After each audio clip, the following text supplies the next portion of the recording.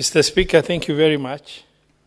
I beg to reply, and I want to extend, appreciation to the senators who have contributed, considering DORA was extensively debated, and there was a lot of interaction between the committee and the members of the Senate.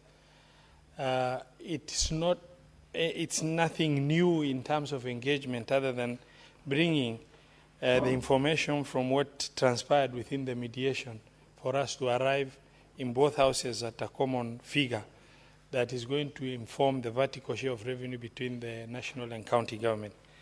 Mr. Speaker, even as the Senate tries to push as hard as possible for more money, now looking at what's happening in our country, Mr. Speaker, last year there was demonstration and a lot of destruction.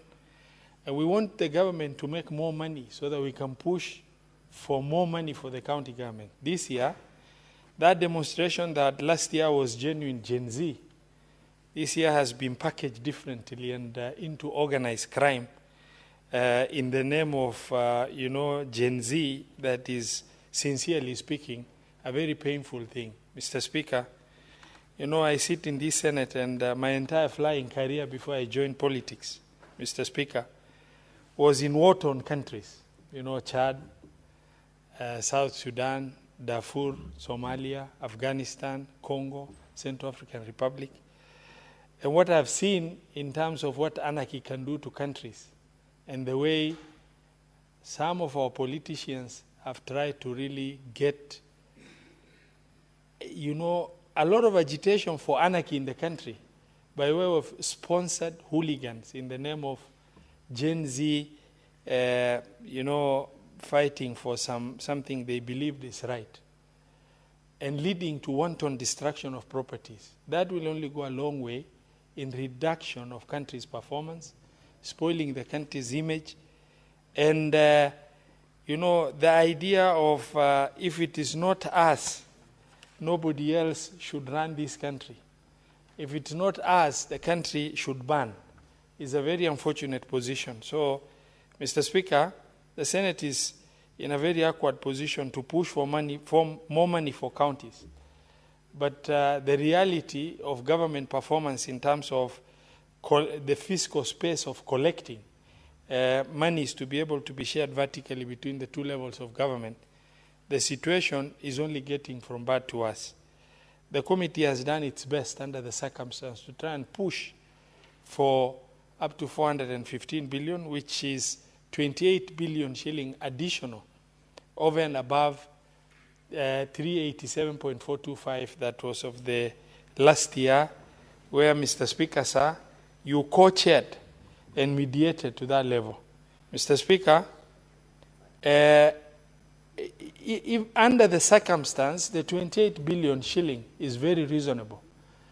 If you consider that is the highest increment in a 5-year period.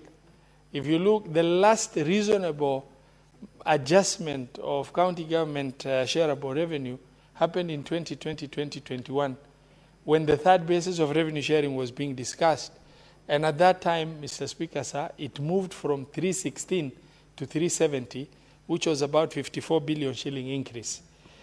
Between 2021 now to 2025, 2026, Mr. Speaker, the 2025, 2024, 2025, the total increase has marginally just increased from 370 to 387.425.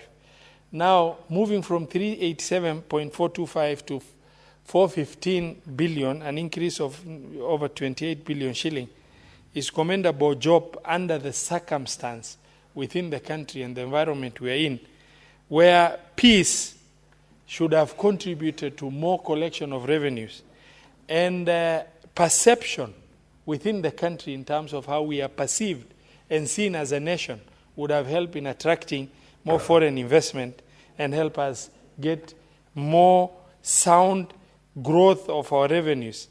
And Mr. Speaker, as I reply, I wish to also thank the Senate for their wisdom to agree with the committee that these smaller counties, about 12 of them, needed some affirmative action within the formula. And the 415 guarantees the position the Senate approved, the 12 counties to get 4.46 billion. Mr. Speaker, I beg to reply and request, pursuant to Standing Order 66.3 of the Senate Standing Orders, that you defer putting of the question to a later date. I thank you, and I reply. Well, Chair of the committee, I really agree with you, so we defer the putting of the question until the next sitting.